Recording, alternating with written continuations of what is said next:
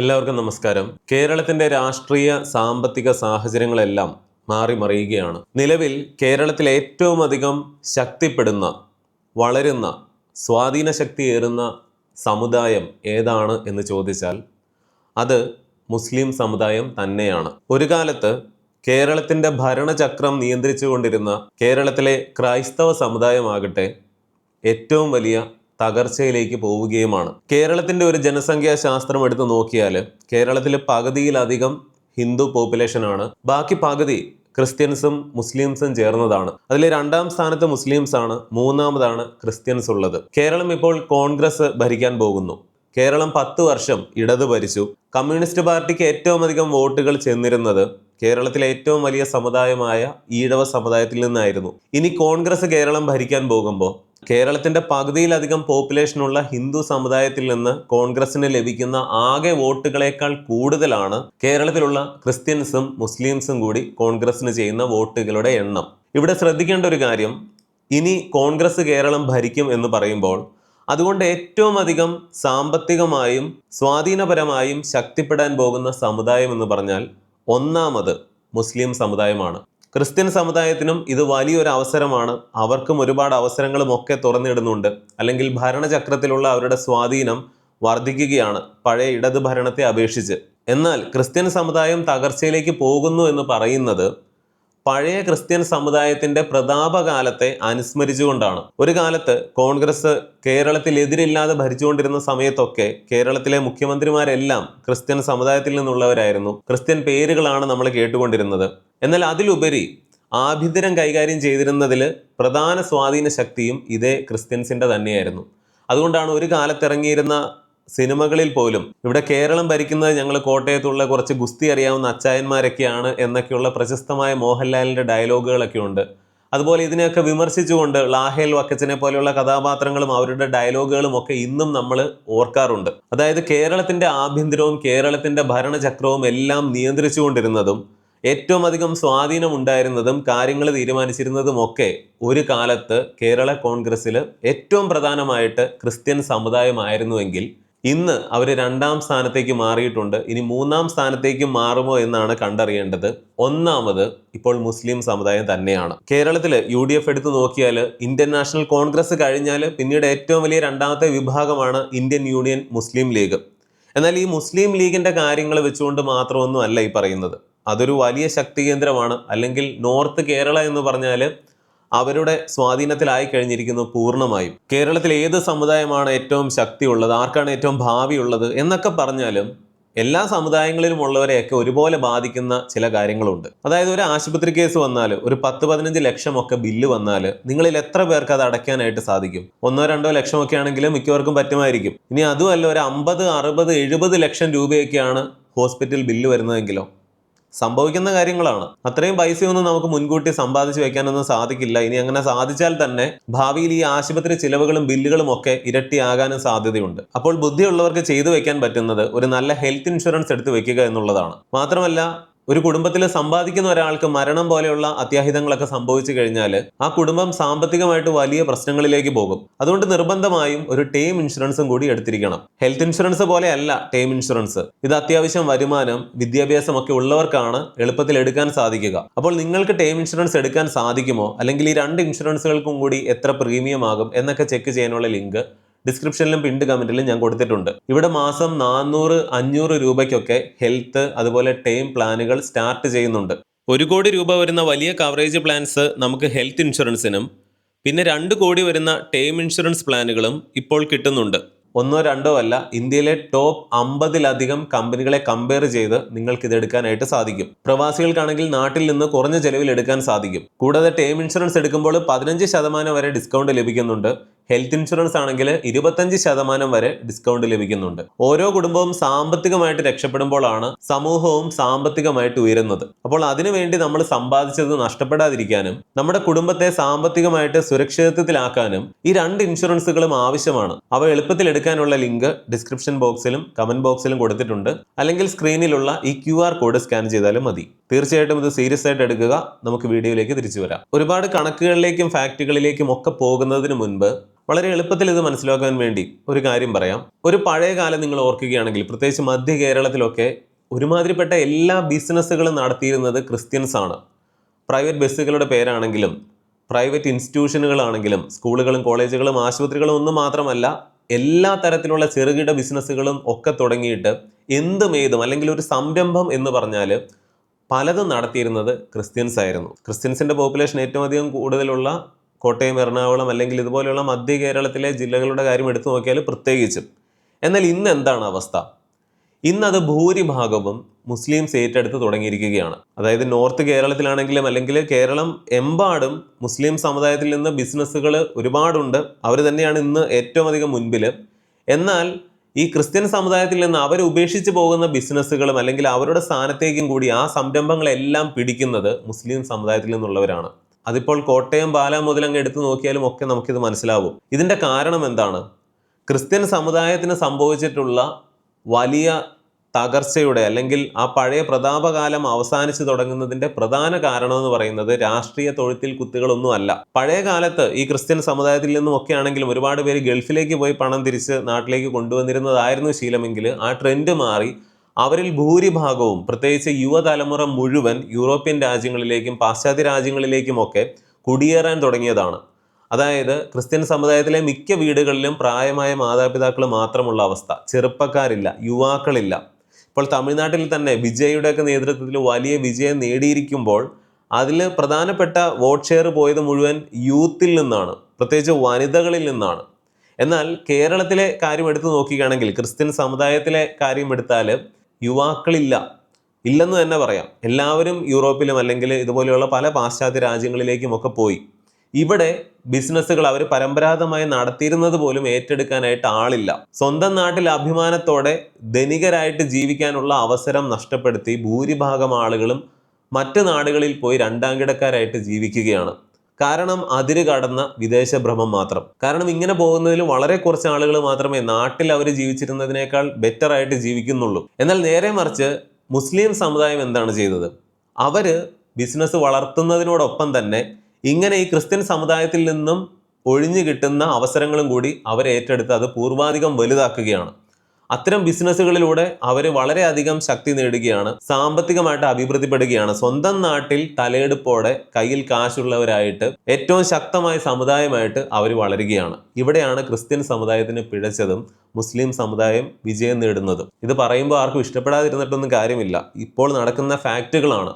മറ്റൊരു പ്രധാനപ്പെട്ട കാര്യം വളരെ ബേസിക് ലെവലിൽ പറയേണ്ടതാണ്, ഈ വീഡിയോയിൽ ഉൾപ്പെടുത്തേണ്ട കാര്യവുമല്ല. എന്നാൽ പോലും ഇന്ന് ഒരു ഹിന്ദു കമ്മ്യൂണിറ്റി ആണെങ്കിലും ക്രിസ്ത്യൻ കമ്മ്യൂണിറ്റി ആണെങ്കിലും അവരുടെ സമുദായത്തിലുള്ളവരാണെങ്കിൽ പോലും ഒരു സംരംഭം തുടങ്ങിയാൽ അവൻ വളർന്നു പോകുമല്ലോ എന്നുള്ളൊരു ചിന്തയാണ് മറ്റവർക്കുള്ളത്.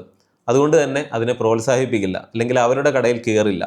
എന്നാൽ നേരെ മറിച്ച് ഒരു മുസ്ലിം കമ്മ്യൂണിറ്റി ആണെങ്കിൽ അവരുടെ സമുദായത്തിൽപ്പെട്ട ഒരാൾ ഒരു സംരംഭം എവിടെയാണ് തുടങ്ങിയിരിക്കുന്നത് എന്ന് നോക്കി അങ്ങോട്ട് ചെന്ന് കയറി അവർക്ക് ലാഭം ഉണ്ടാക്കി കൊടുക്കാനാണ് ഇവരുടെ കമ്മ്യൂണിറ്റി മുഴുവൻ ശ്രദ്ധിക്കുന്നത്.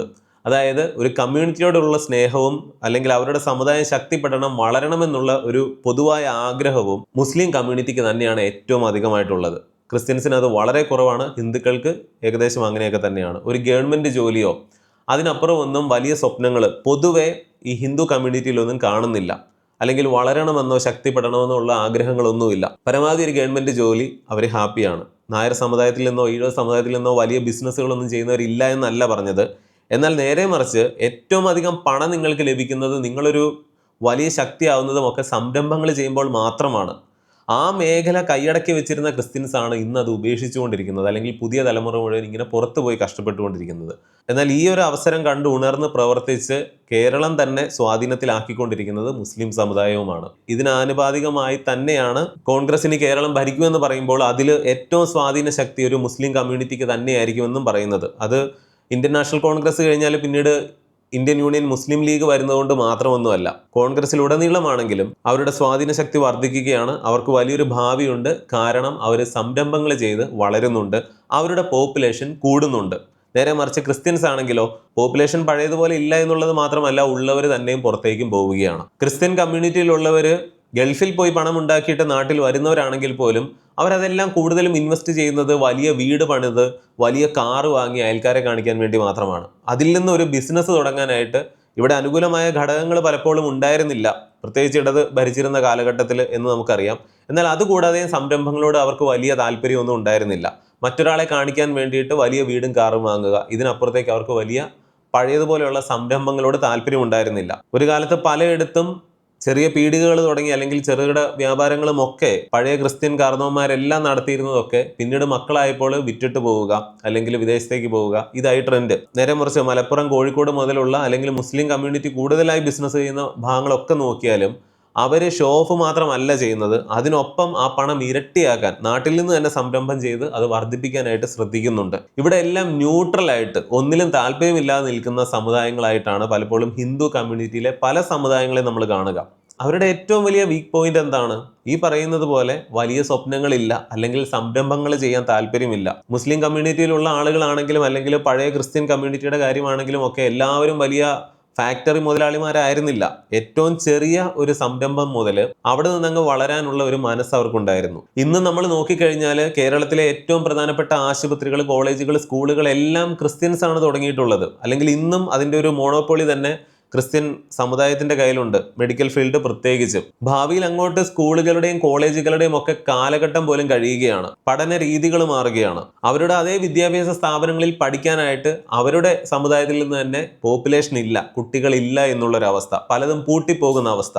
എല്ലാത്തിനും ഉപരിയായിട്ട് ഇവർ പഠിച്ച ഇംഗ്ലീഷ് വിദ്യാഭ്യാസം കൊണ്ട് നാട് വിട്ട് പോകാനുള്ള താല്പര്യമാണ് അവരിൽ കൂടുതലായിട്ടുണ്ടായത്. നേരെ മറിച്ച് നാട്ടിൽ നിന്ന് അവരുടെ പഴയ കാർന്നവന്മാരെ പോലെ ബിസിനസ് ചെയ്യാനല്ല. തദ്ദേശ സ്വയംഭരണ തെരഞ്ഞെടുപ്പിലാണെങ്കിലും ഇപ്പോഴത്തെ MLA തെരഞ്ഞെടുപ്പിലാണെങ്കിലും ഒക്കെ മലപ്പുറത്തിന്റെ കാര്യം പ്രത്യേകിച്ച് പറയേണ്ട കാര്യമില്ല. കേരളത്തിലെ ഏറ്റവും അധികം പോപ്പുലേഷനുള്ള ജില്ലയാണത്. ഏകദേശം 1/2 കോടിയോളമായിരിക്കുന്നു ഇപ്പോൾ മലപ്പുറത്തെ പോപ്പുലേഷൻ. കേരളത്തിലെ ജനസംഖ്യ എത്രയാണെന്ന് ഓർക്കുക.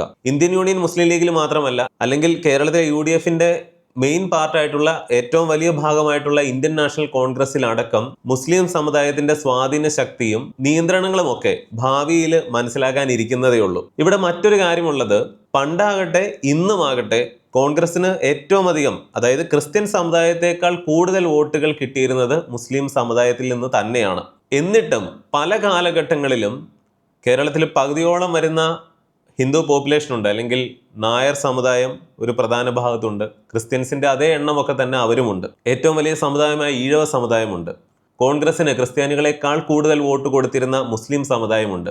എന്നിട്ടും ക്രിസ്ത്യൻ സമുദായത്തിലെ പലരുമാണ്, അല്ലെങ്കിൽ KM മാണിയുടെയൊക്കെ നേതൃത്വത്തിലൊക്കെയാണ് കേരളം ഭരിക്കപ്പെട്ടിരുന്നത്, അല്ലെങ്കിൽ ആഭ്യന്തരമൊക്കെ പ്രധാനമായിട്ടും കൈകാര്യം ചെയ്തിരുന്നത്. അതായത് തങ്ങൾക്ക് അർഹിക്കുന്ന സ്വാധീനം ലഭിക്കുന്നില്ല എന്നുള്ളൊരു ഫാക്റ്റ് ഇപ്പോൾ മാറുകയാണ്. ഇന്ന് കോൺഗ്രസ്സിൽ ക്രിസ്ത്യൻ സമുദായത്തെക്കാൾ കൂടുതൽ ശക്തിയും അധികാരവും സ്വാധീനവും ഒക്കെ ഉള്ളത് മുസ്ലിം സമുദായത്തിനാണ്.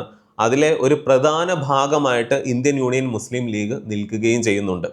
അതായത് കേരളം എന്ന് പറയുന്നത്, അല്ലെങ്കിൽ കേരളത്തിൻ്റെ ഭാവി നോക്കുമ്പോൾ ഏറ്റവും അധികം അഭിവൃദ്ധിപ്പെടാനും ഏറ്റവും വലിയ സാമ്പത്തിക ശക്തി നേടാനും ഏറ്റവും വലിയ വളർച്ചാ നിരക്ക്, അതിന് പോപ്പുലേഷനിൽ മാത്രമല്ല ഏത് കാര്യത്തിലും വലിയ ശക്തി നേടാൻ പോകുന്ന ഒരു സമുദായം കേരളത്തിൽ മുസ്ലിം സമുദായമാണെന്നാണ് നമ്മൾ കാണുക. എങ്ങനെയാണ് കോൺഗ്രസിലുള്ള ആ ഒരു വലിയ പിടിപാട് ക്രിസ്ത്യൻ സമുദായത്തിന് വഴുതി പോകാൻ തുടങ്ങിയത്, അല്ലെങ്കിൽ ഇപ്പോൾ മുസ്ലിം സമുദായം അങ്ങോട്ട് കയറി വരാൻ തുടങ്ങുന്നത് എന്നൊക്കെ ചോദിച്ചാൽ, KM മാണിയുടെയൊക്കെ കാര്യത്തിൽ നമ്മൾ കണ്ടതാണ്. കോൺഗ്രസിലെ തന്നെ തൊഴുത്തിൽ കുത്ത്, പാരവെപ്പ്, അതൊക്കെ ഇനിയും ആവർത്തിക്കുമോ എന്നുള്ളതൊന്നും നമുക്ക് അറിഞ്ഞുകൂടാ. അനുഭവങ്ങളിൽ നിന്ന് തിരുത്തി മുന്നോട്ട് പോകുമോ അതോ പഴയ കഥ ആവർത്തിക്കുമോ എന്നൊക്കെ നമ്മൾ കണ്ടറിയേണ്ട കാര്യമാണ്. എന്താണെങ്കിലും അങ്ങനെയുള്ള കാര്യങ്ങളൊക്കെ കാരണം 10 വർഷത്തോളം കോൺഗ്രസിന് നഷ്ടപ്പെട്ടു എന്ന് പറയാം. ഇപ്പോൾ അവർക്ക് വീണ്ടും അവസരം കിട്ടിയിരിക്കുകയാണ്.